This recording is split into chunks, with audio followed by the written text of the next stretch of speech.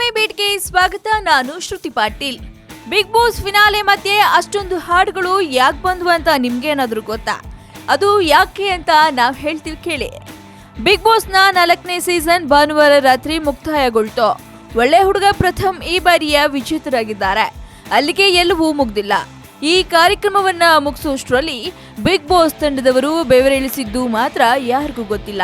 ಹೌದು, ಭಾನುವಾರ ಕಲರ್ಸ್ ಕನ್ನಡ ನೋಡಿದವರಿಗೆ ಚಾನೆಲ್ನವರು ಎಷ್ಟು ಕಷ್ಟಪಟ್ಟಿದ್ದಾರೆ ಎನ್ನುವುದು ಗೊತ್ತಾಗಬಹುದು.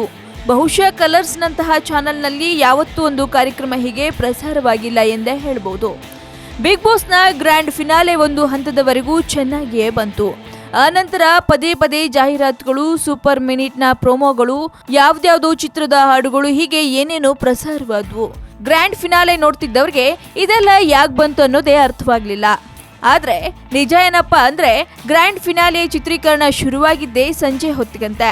ಹಾಗಾಗಿ ಚಾನೆಲ್ನವರಿಗೆ ಅದನ್ನ ಸರಿಯಾಗಿ ಎಡಿಟ್ ಮಾಡುವುದಕ್ಕೂ ಸಾಧ್ಯವಾಗಿರಲಿಲ್ಲ.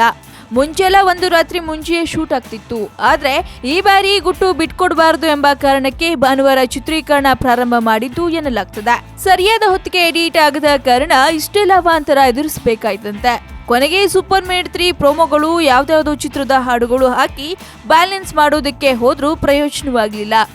ಇದೆಲ್ಲದರಿಂದ ರಾತ್ರಿ 11ಕ್ಕೆ ಮುಗಿಬೇಕಾಗಿದ್ದ ಕಾರ್ಯಕ್ರಮ 11:50ಕ್ಕೆ ಮುಗ್ದಿದೆ. ಸೊ ಬಿಗ್ ಬಾಸ್ ಯಾಕೆ ಡಿಲೇ ಆಯ್ತು ಅಂತ ತಿಳ್ಕೊಂಡ್ರಿ. ಸೊ ಮತ್ತಷ್ಟು ತಾಜಾ ಸುದ್ದಿಗಾಗಿ ಸಬ್ಸ್ಕ್ರೈಬ್ ಮಾಡಿ ಫಿಲ್ಮಿ ಬೀಟ್ ಕನ್ನಡ. ಹಾಗೆ ಈ ವಿಡಿಯೋ ನಿಮಗೆ ಇಷ್ಟವಾದಲ್ಲಿ ಲೈಕ್ ಮಾಡಿ, ಶೇರ್ ಮಾಡಿ.